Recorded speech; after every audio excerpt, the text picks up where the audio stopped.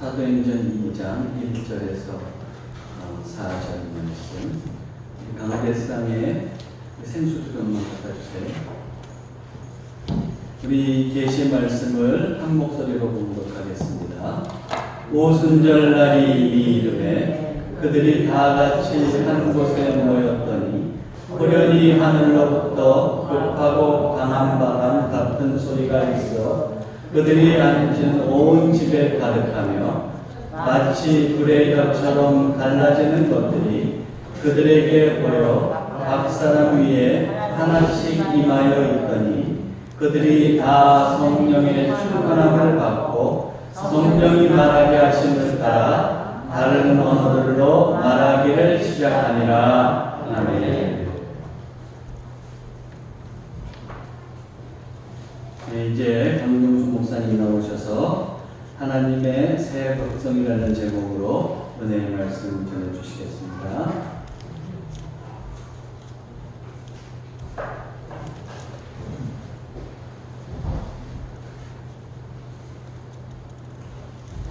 안녕하셨습니까, 여러분? 오늘 짜자잔 드디어 시간이 왔습니다. 저를 보시면 또 한 달이 지났구나 생각이 됐을 텐데, 세상에 2023년도 시작을 하고도 반이 지나고 있어요. 어쩌면 이렇게 시간이 잘 가는지 모르겠습니다. 자리에 누울 때면 늘 생각을 합니다. 또 자야 돼. 금방 지날 것 같은데 또 하루가 금방 지나갔어요. 그래서 또 자야 되나 하는 그런 생각을 할 정도로 시간이 참 살같이 그렇게 지나고 있는 것 같습니다. 오늘 여러분과 함께 나눌 말씀은 사도행전의 말씀입니다. 근데 제가 이 말씀을 준비하다 딱 생각을 했어요. 다음 주가 추수감사절인 맥주원 사절인데 그러면은 혹시 담임 목사님 하실 부분을 내가 먼저 했은 건가? 생각해보니까 제가 착각해가지고 이번 주가 그런 줄 알았어요. 이제 7월 첫 주가 또 매주절로 저희가 지키는 절기이고 또 어쨌든 또 새로운 또 말씀에 풍성한 은혜를 목사님이 주실 줄로 믿습니다. 먼저 하는 사람이 인자죠. 자, 오늘 제목이 하나님의 새 백성이라고 하는 제목인데, 요즘 그 누가복음 사도행전을 제가 다시 읽고 묵상하고 하는 중에 있습니다. 그러다가 또 주신 은혜가 있어서 예전에 가지고 있었던 또 그러한 내용들이 있지만은 함께 나누고자 합니다. 자, 우리가 아는 절기가 몇 개가 있죠. 그 중에서 초실절이라고 하는 게 있습니다. 근데 제가 이걸 제 자료를 찾다 보니까 요즘에 새로 나와 있는 어떤 그런 자료들에 의해서 좀 업데이트할 필요가 있어서 보통들 우리가 오순절을 매주절이라고 얘기를 하는데 저도 이제 궁금증이 하나 생겼어요. 초실절이면은 이삭이 어쨌든 연근한 거 아닙니까? 그렇죠? 그 연근한 이삭을 갖다가 하나님께서 연락을 드렸어요. 첫 열매를. 그러고 나서 50일 있다가 또 추수한다? 저도 좀 의문스러웠어요. 왜 그러지? 옛날에 임금님 무슨 올벼라고 하나요? 일찍 거두는 벼가 또 있잖아요. 그래서 그렇게 하고 다 익은 다음에도 나머지를 추수했나 이렇게 생각했는데 그 의문이 드디어 풀렸습니다. 사실은 이 초실절이라고 하는 것은 뭘 거두는 절기인 거 아니 보리를 거두는 절기입니다. 보리가 익어서 그 결실을 얻어서 하나님께 제사를 드리는 사실은 농경절기예요. 근데 그 농경절기가 이스라엘 사람들이 약속의 땅에 들어가 살면서 하나님께 드리는 제사를 맡기게 된 것이죠. 그래서 또 공교롭게도 이 초실절은 언제와 맞물려 있냐면 6월절과 맞물려 있습니다. 무교절이라고도 하는 원래 절기는 무교절이에요. 절기는 그리고 6월절 행사가 따로 있는 거죠. 했어도. 그래서 그 6월절 행사는 뭘 기념하는 거예요? 출애굽 사건을 기념하는 것입니다. 그래서 그 6월절 이후에 오는 첫 번째 안식일 다음날 그날이 초실절인 거예요. 그러나 공교롭게도 이 초실절은 뭐와 맞물려 있어요? 우리 주님께서 부활하신 날과 맞물려 있습니다. 자, 레위기 말씀 한번 볼까요? 이스라엘 자손에게 말하이르라 너희는 내가 너희에게 주는 땅에 들어가서 너희의 곡식을 거둘 때에 너희의 곡식의 첫 이사 한 달을 제사장에게 가져갈 것이요 제사장은 너희에게 그 달을 여호와 앞에 기쁘게 받으심이 되도록 흔들되 요제죠.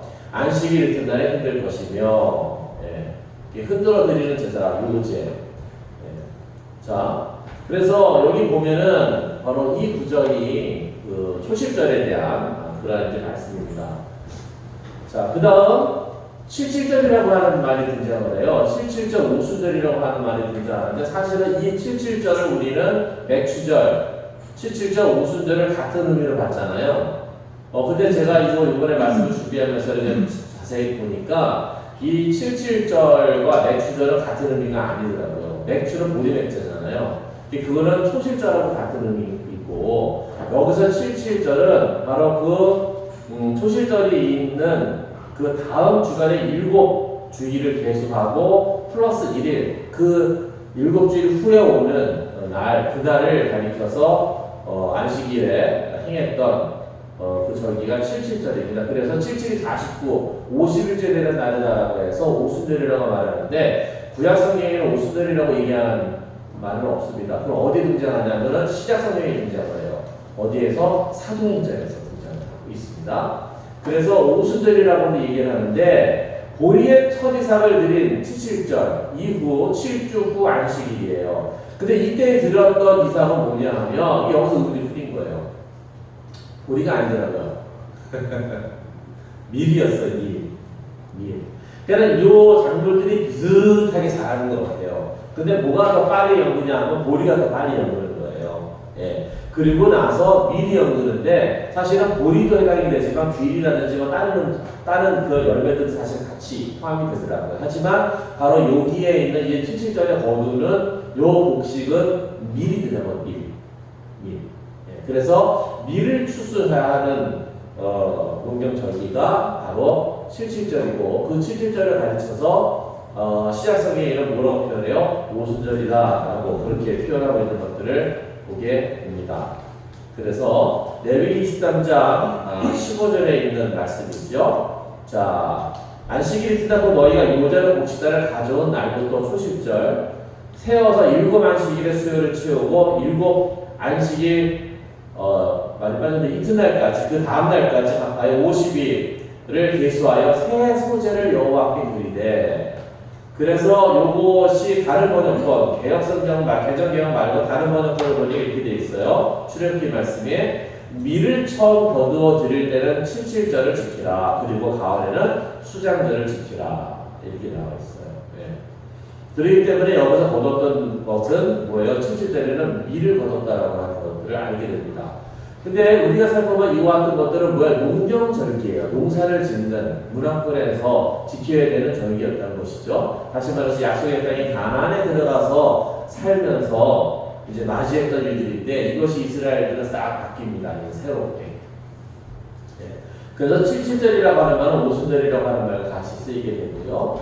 자, 초실절은 공교롭게도 누가 그 초실절에 주님께서 부활하셨어요. 안식구 첫날. 안식구 첫날이 뭐예요? 6월절이 있는 안식구 첫날이 초실절이에요. 그래서 부활의 첫 열매가 되신다라고 사도 바울이 얘기를 하는 겁니다. 네. 그래서 초실절은 부활절로 대체가 됩니다. 우리가 지키는 초실절이 아니죠. 농사도 뭐 지금은 다르고 이스라엘과. 그래서 우리는 부활절을 지킵니다. 네. 자, 그래서 바로 빈무덤 사건. 요것이 부활절이죠. 언제 일어났다? 초실절에 일어났다. 부활의 첫 열매가 되신다. 자, 그럼 오순절은 뭐냐? 오순절은 성령강림절입니다.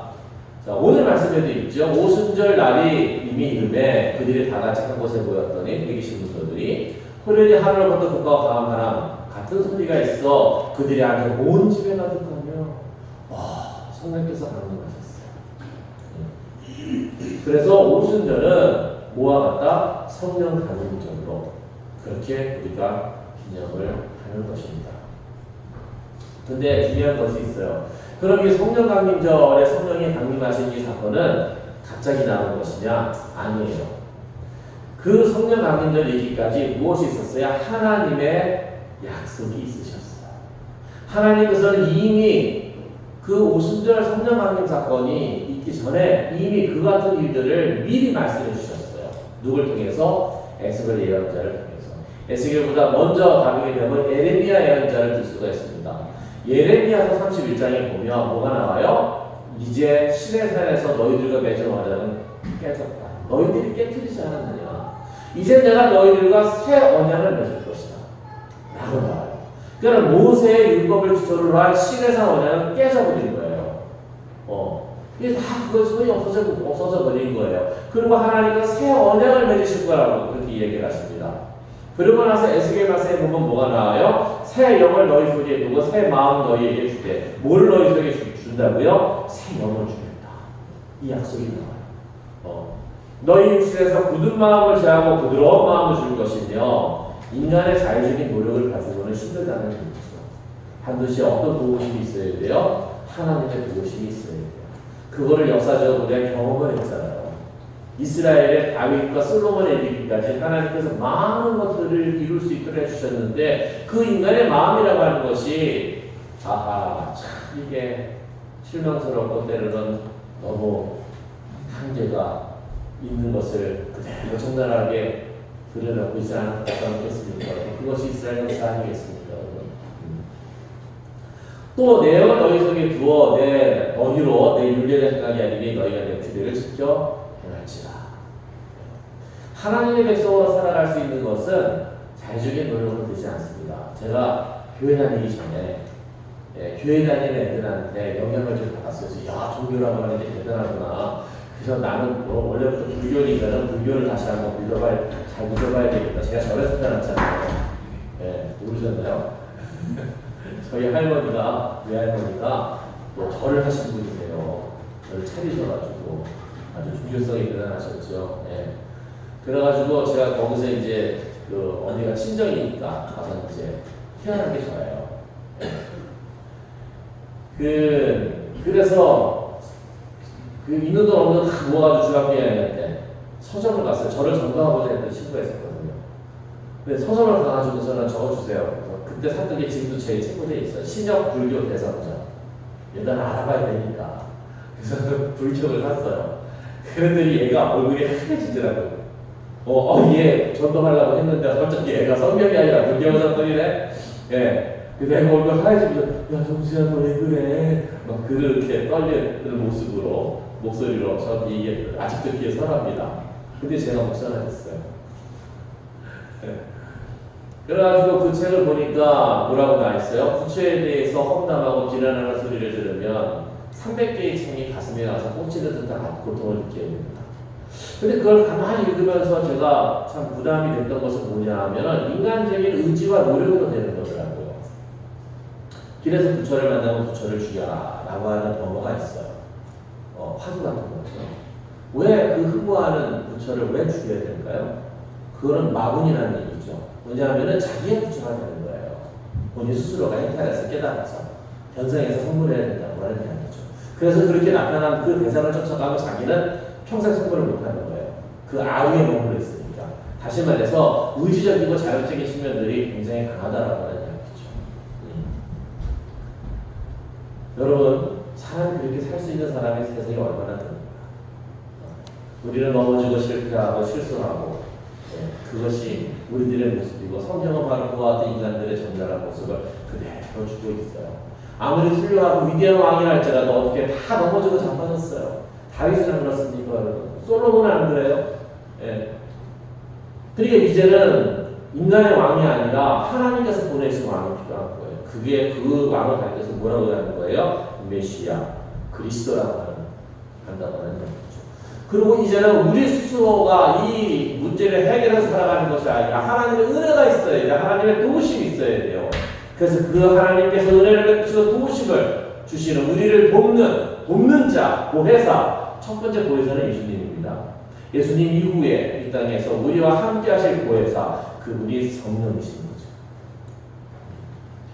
여기도 보면 새 영을 너에게 줄 것이다 라고 하는 약속의 말씀이 나옵니다. 그것이 요엘서에 가면은 뭐로 등장하는 같이 읽어볼까요? 그 후에 내가 내 영을 만민에게 부어주리니 너희 자녀들이 장래일을 말할 것이며 너희 늙은이는 꿈을 꾸며 너희 젊은이는 이상을 볼 것이며 그때 내가 또 내 영을 남종과 여종에게 부어줄 것이며.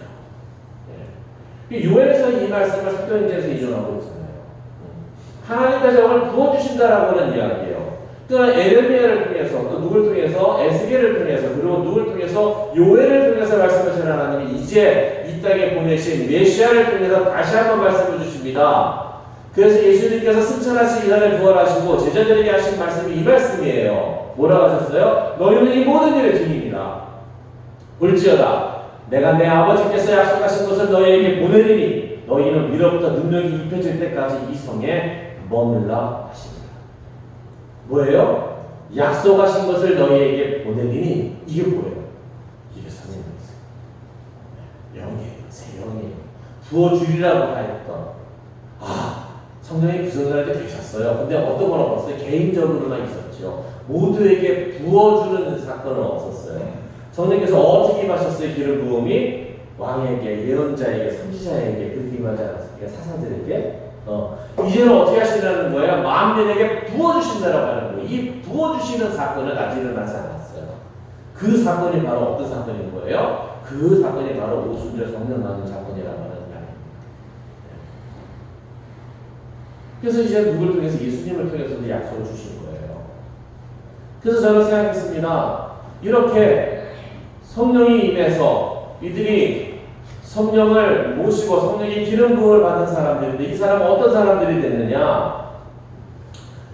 주와 그리스도로 예수를 모신 사람들이 바로 이 주인공들이에요.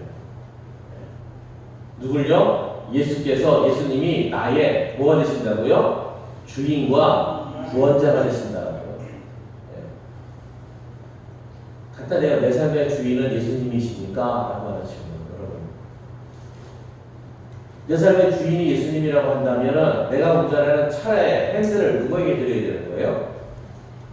예수님에게 드려야 되는 거죠. 근데 우리는 여전히 그 핸들을 누가 잡고 있어요? 내가 잡고 있어요. 그럼 막 내가 가고 싶은 곳으로 달려갑니다. 세상에 그 앞에 큰 바위 덩어리가 가는 곳에서 길을 못 가네? 주님 어떡해요? 저기 바위들이 들어있을 주님 큰일 나서 어떻게 했대? 주님 막 내리셔가지고 막 삽질하셔가지고 막 바위를 막 힘들어 다 치워주셔 주님께서. 근데 주님 감사합니다. 하나님 얼른 타세요. 그것도 막 내려서 가요. 세상에 이제는 구렁텅이가 나타났네요. 주님 구렁 길 막 막아놨어요. 어쩌면 좋겠어요. 예수님도 내려가면서는 또 흙을 또 막 메우시고 주님 수고하셨습니다. 그러면서 또 운전해서 가요. 여러분 이것이 우리들의 인생이 아닌 거죠. 정말 예수님께서 주인이시라고 한다면 그 핸들을 누가 잡으셔야 되는 거예요?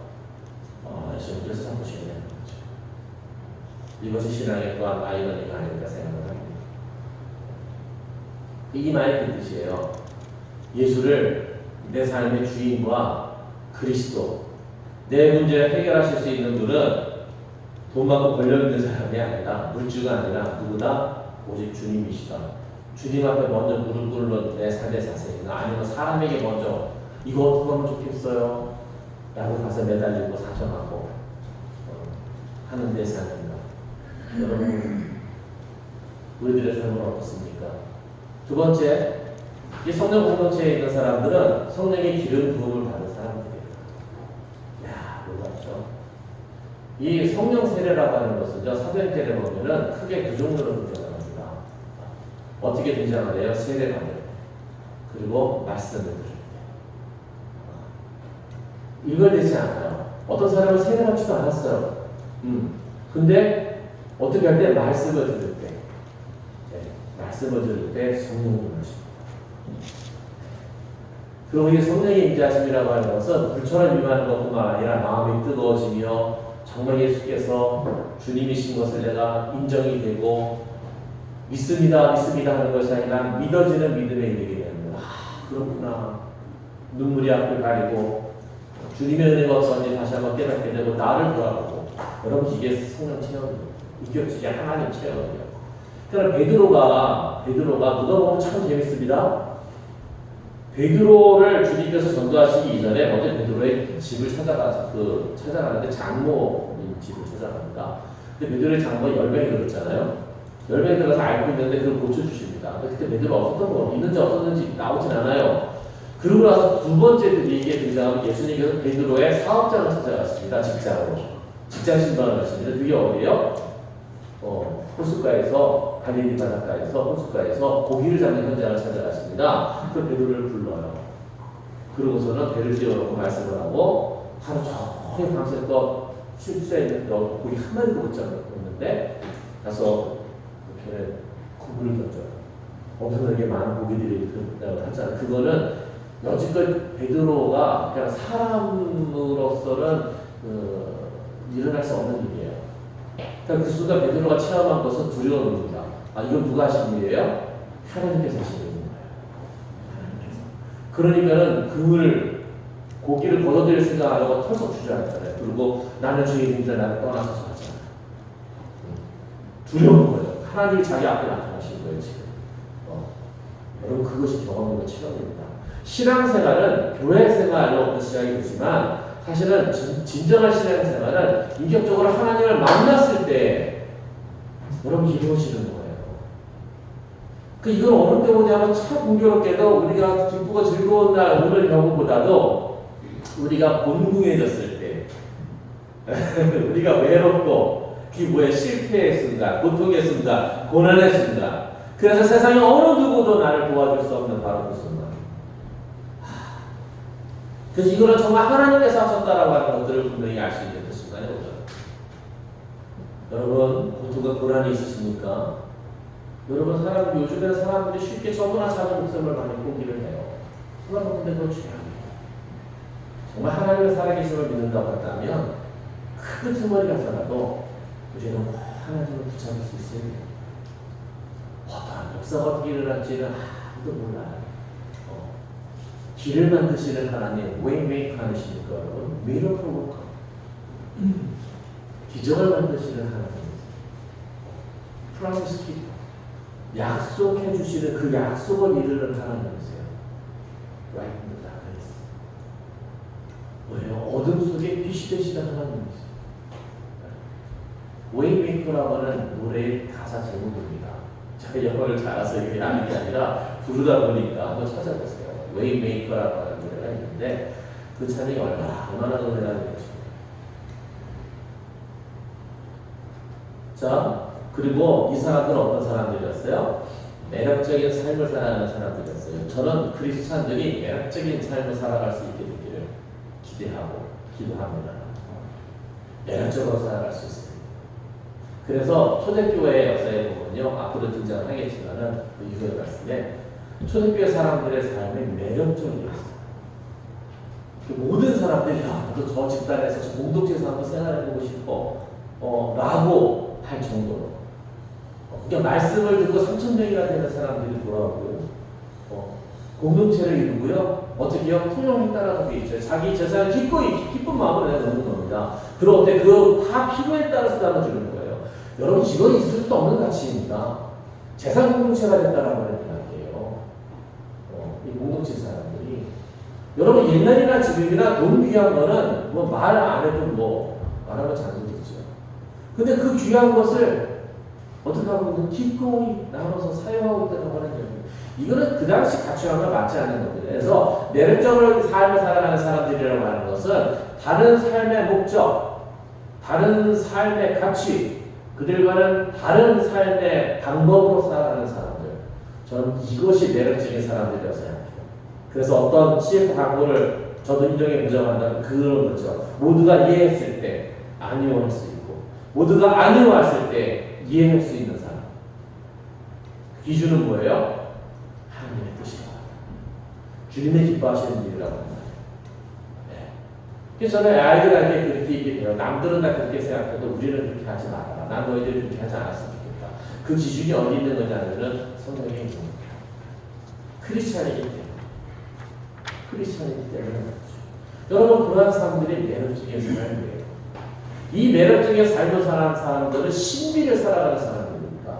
여러분 패스트 시대에 그랬다죠. 패스트 시대에 성에서 패스트가 먼저 다 성을 버리고 피난길을 가는데 성을 향해서 달려가는 마차한테 저는 늘 이게 기억이 납니다.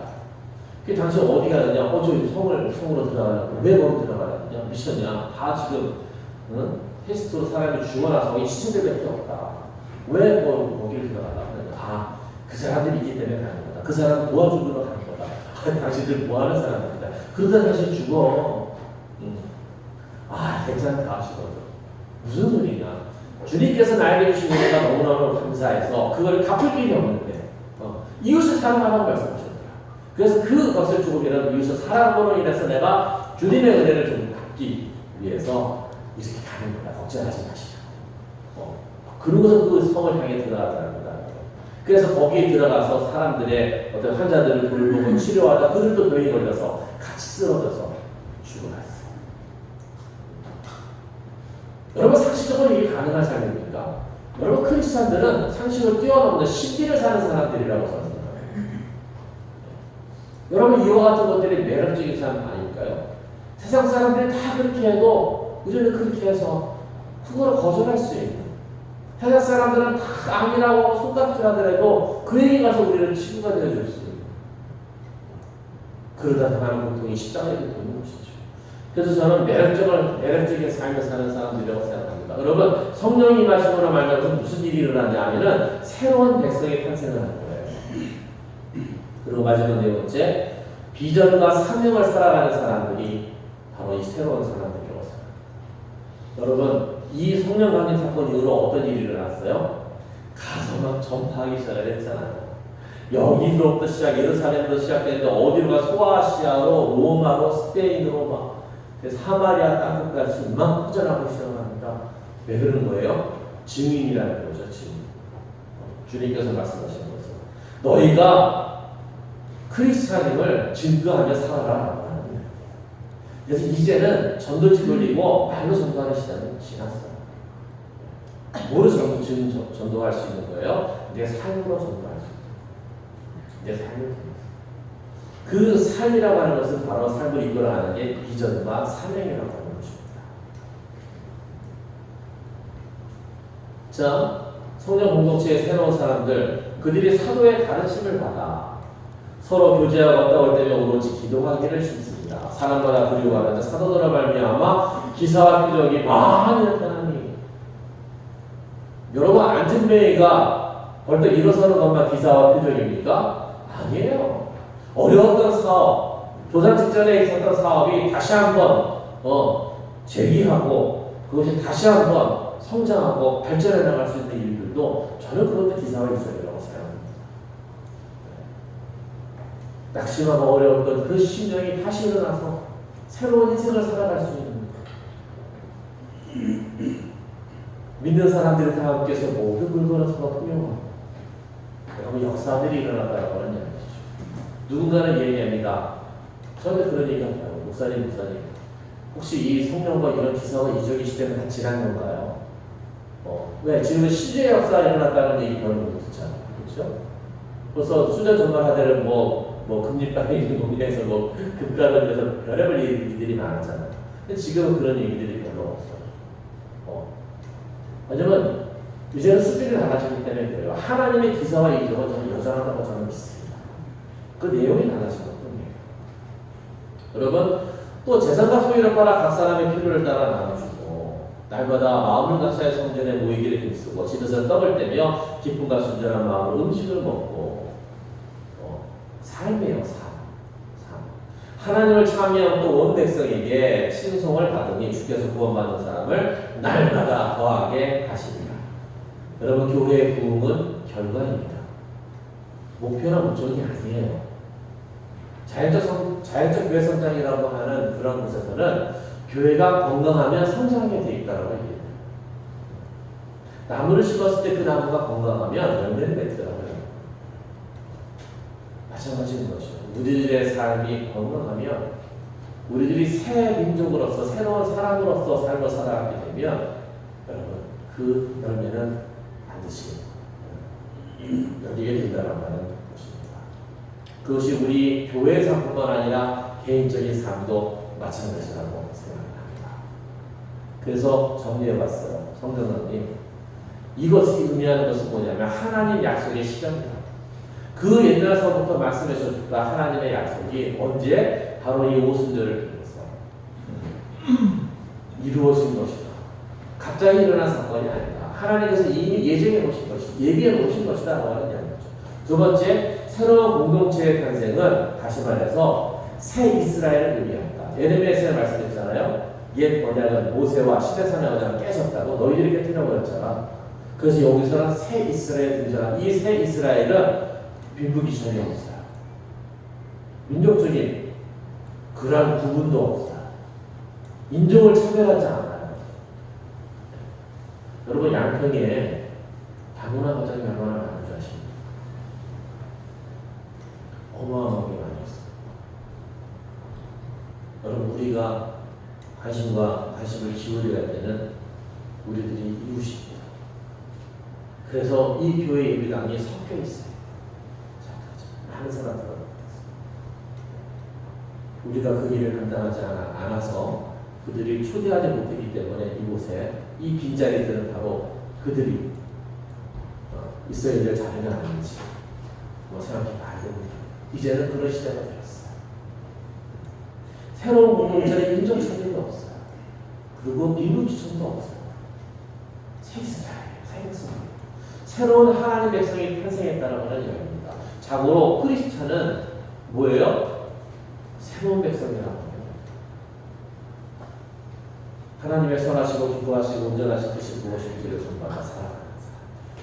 이 세상에 물들지 않고 하나님께 주시는 목적과 가치를 실현하며 살아가는 매력적인 사람들, 그 사람들이 크리스찬들인 것입니다. 마지막으로 이런 질문을 가지고 정리해 볼까 합니다. 정말 예수님께서 내 삶의 주인이십니까, 여러분? 한번 저는 한 주간 돌아보며 한번 묵상을 하시고 그리고 또 매추강 사절을 맞이했으면 좋겠어요. 정말 예수께서 내 삶의 주인이십니까? 두 번째, 성령의 역사를 경험하며 살고 있는가? 성령의 역사를 경험하며 살고 있는가? 세 번째, 매력적인 삶을 살고 있는가? 매력적인 삶을 살고 있는가? 네 번째, 비전과 사명을 가지고 살고 있는가? 비전과 사명을 가지고 살고 있는가? 하나님께서 나에게 맡겨주신 일이 무엇인지 내가 눈을 감는 그 순간까지 내가 해야 될 일이 무엇인지 분명히 알고 오늘도 목적 있는 삶을 살아야 되는가? 라고 하는 것들을 다시 한번 돌아보시기 바랍니다. 여러분, 주님이 부르시는 그 순간까지 우리는 주의 군사요, 주의 일꾼입니다. 여러분, 그 일을 감당하시는 여러분들에게 하나님께서 함께 하시고 새로운 시간과 능력을 주실 줄로 믿습니다.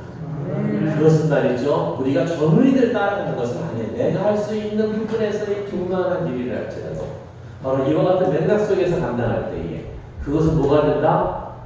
겨자씨가 된다. 놀라운 것은 이 겨자씨만한 믿음의 심정이 어떤 역사를 일으켜요? 산을 옮깁니다.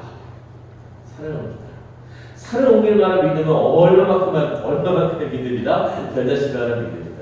그러므로 내가 할 수 있는 내 주변에서 그 삶의 분량들만 감당하면 된다고 생각합니다. 엄청난 거 아니라고 생각해요. 그러한 질문들을 통해서 다시 한번 삶을 돌아보시고 그리고 새 백성된 삶을 멋지게 살아가실 수 있는 한 주간이 되시기를 주님의 이름으로 축원합니다. 살아계신 하나님 감사합니다. 늘 매해마다 맞이하는 메시절이여 성령 강림절입니다. 저희들은 성령 강림절을 살아가고 있습니다. 근데 정말로다가 저희들이 새 백성이라고 하는 하나님께서 약속하고 언약하신 그 놀라운 일이 실현된 새 이스라엘이라고 하는 사실을, 그 정체성을 하나님 잊어버리고 살아온 삶은 아닌지요. 오랜 신앙생활이 또한 이와 같은 것들을 망각하게 하지는 않았는지요. 다시 한번 깨닫습니다. 이제 하나님께서 허락하신 새 백성으로서 하나님 내 인생을 살아가고자 합니다. 한 주간의 삶이 하나님 멋지기를 기대합니다. 한 주간의 삶이 하나님께서 동행하시며 하나님의 뜻이 이루어지는 삶이 되기를 소원합니다. 주여 역사하여 주시옵소서. 예수님의 이름으로 기도합니다. 아멘.